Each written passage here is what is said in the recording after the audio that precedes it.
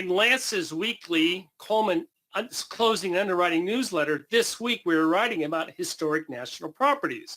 Mm-hmm. And what's fascinating about this is, Lance, you need a letter from SBA before you spend $1 in renovation or in any renovation of any type of property. And don't you dare bulldoze that property because you're going to have a lot of people coming after you on that. What do lenders need to be aware of on financing these type of properties? And more importantly, how do we know if it is even National Historic? Well, there's a list that you can go in the SOP 5010-7 and it will tell you where to go and find the list. But we have the link. It's National Park Service actually is the one that does it. But there's a list of all the properties. Go ahead, Lance. Your address and it tells you if you've got a problem or you're clear. So I encourage, it's real easy as a SBA participant lender to get lazy and say, oh, well, there's no historic property in my lending area, but you might get surprised. I live in a community. My family has 2 buildings that were built in the early 1900s that are both on the list.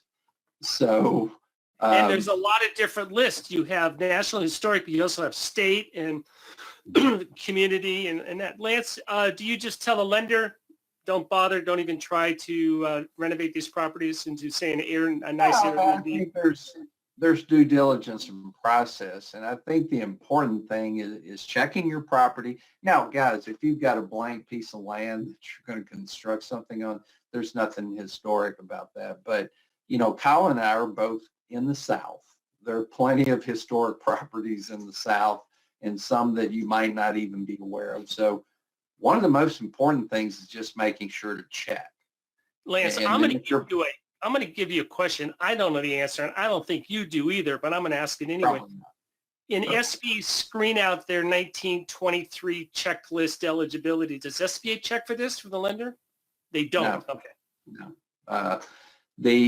But it's critical to check, and it doesn't mean it's a dead project.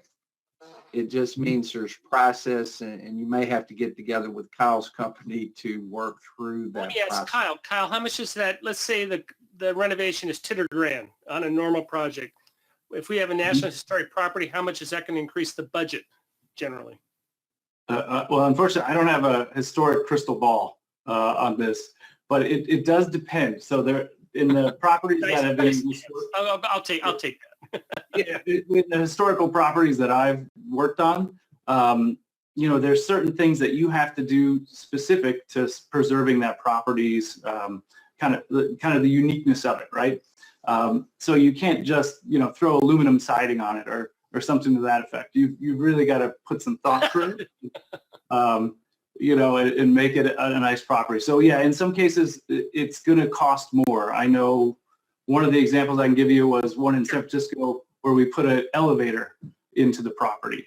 The interesting thing about that one, as we were talking about construction risk mitigation, one of my engineers at that time found that they forgot to include the elevator in the budget of the elevator renovation for the historic building. And so those things happen. So, nobody's perfect. Everybody makes mistakes. But yes, with historic properties as well as construction, you really got to take your time and make sure everything's lined up just right. My answer to my own question is absolutely I would do this, but only with the SBA guarantee links. Yes. Mm-hmm. Yeah, good program for it. What else does partner do? That's a pretty extensive list of services for the borrower and the lender. Anything else? Do you do cleanup? Will you actually go in and remove the tank and remediate the property? We do. Yeah, we actually do help with remediations. So, in that situation where you find that submerged tank, we can step in, find out all the steps to get that fixed and get the borrower back on track. So that is one of the aspects of partner that's pretty neat. We can identify the issues and then also address them as you need us to.